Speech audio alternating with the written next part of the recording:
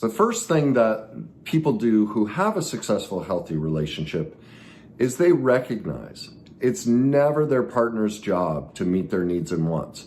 It's wonderful when they do, but they don't expect it. There's not a demand. They recognize that it's their own personal responsibility, and so they put a plan in place to meet those themselves, and they don't expect it from their partner. The second thing, the second do of a successful relationship is they don't fear that their partner is going to betray them. They're not constantly worried about it. So they're not snooping on them. They're not controlling them. They're not spying on them. They're not looking at their phone going, what's this about? They have a general security that their partner is invested in them and cares about them. All right.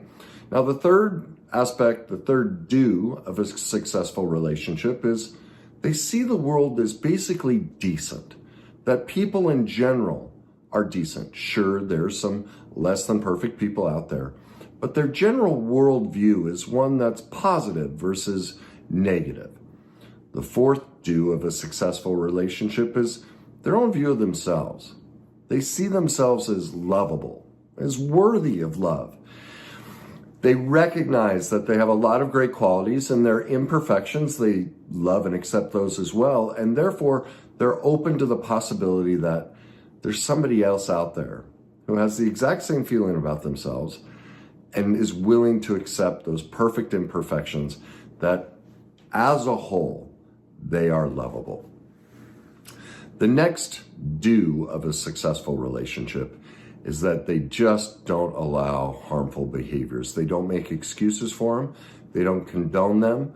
They don't see them as, look, I have to put up with something, for me to be loved.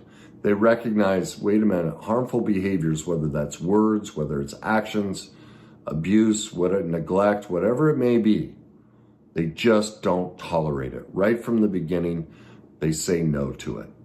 The next do of a successful relationship is they don't abandon themselves to be loved. They don't give up their friends. They don't give up their hobbies.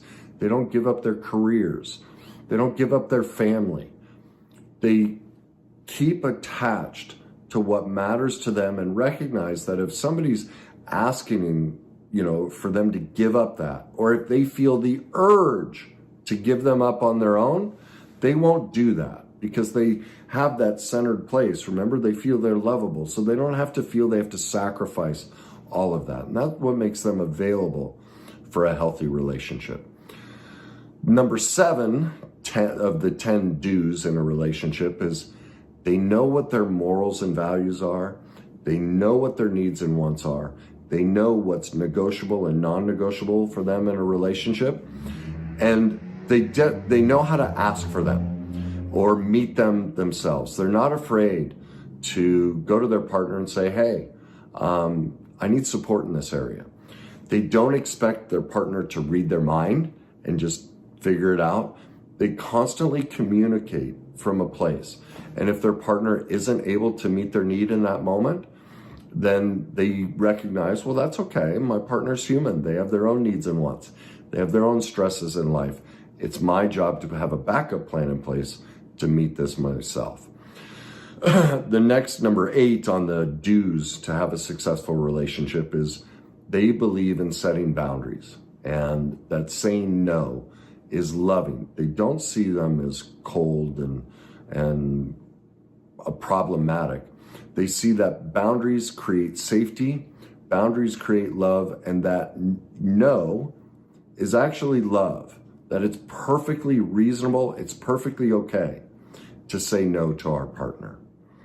Now, the 9th example of the things people do to have a successful relationship is they never enable, rescue, or play the parent with their partner.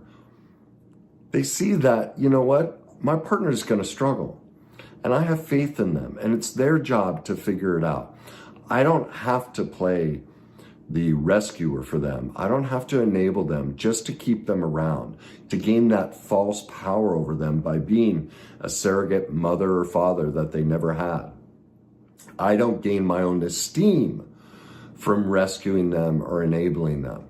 I recognize that I've picked a partner who's capable of doing that on their own. And even at times when they may not want to, or they take a break from doing the work on rescuing themselves, that they'll get back to it. Because remember, earlier, they have a trust for people. They have a trust in the process, all right? The final do that people will do in a successful relationship is that they embrace all relationships are difficult.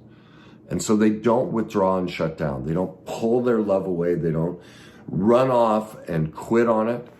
They stay engaged. They actually understand that the difficulties are what create the long-lasting intimacy and connection, and that both people will use those difficulties to learn about each other and gain a deeper trust and understanding for each other, all right? So those are the top 10 do's that people in a successful relationship, I guess you could call it their 10 commandments, they'll follow those things. Now, they're human, they won't be perfect at it, but this is their base, their foundation of who they are as a person, of what they believe about relationships, of what they believe about themselves, and they always come back to that base. This is where they originate relationship from.